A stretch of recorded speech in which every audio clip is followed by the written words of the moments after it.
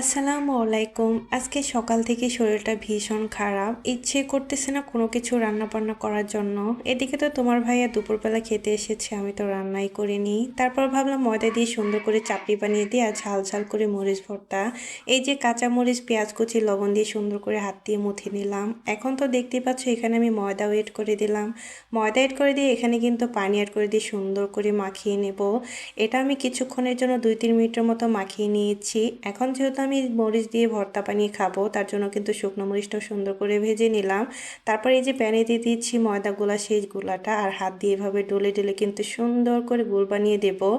এভাবে চাপড়ি বানিয়ে খেলে কিন্তু আমার কাছে ভালোই লাগে। তারপর শুকনো মরিচ ডলে নিলাম পেঁয়াজ কুচি লবণ দিয়ে। এখন আমি এখানে সরিষার তেল অ্যাড করে দিয়ে সুন্দর করে একটু মুথে নিলাম। তারপর দেখতেই পাচ্ছ আমার চাটপিটা কিন্তু আমি সুন্দর করে চাকু সাজে একটু পিস পিস করে নিচ্ছি। তারপর এভাবে পিস পিস করে, যেহেতু এটা একটু গরমই ছিল, তাড়াহুড়া করে করছিলাম, এদিকে তোমার ভাইয়া তো এসে বসে রয়েছে খাবার খাওয়ার জন্য। ফাইনালি যে আমার এগুলো কাটাকাটি শেষ হয়ে গিয়েছে। এখন তো এখানে দেবো আমি মরিচ ভর্তা। এই যে মরিচ ভর্তা করে রেখেছি, এটা দিয়ে মরিচ ভর্তা দিয়ে খেতে যে কি মজা লাগে কি বলবো তোমাদের। তোমরা কি কখনো এভাবে চাপড়ি খেয়েছো মরিচ ভর্তা দিয়ে? যদি কখনো খেয়ে থাকো তাহলে কিন্তু অবশ্যই জানাবে। এটা কিন্তু অনেকটাই তুলতুলে হয় আর হচ্ছে এতটাই মজা লাগতেছিল।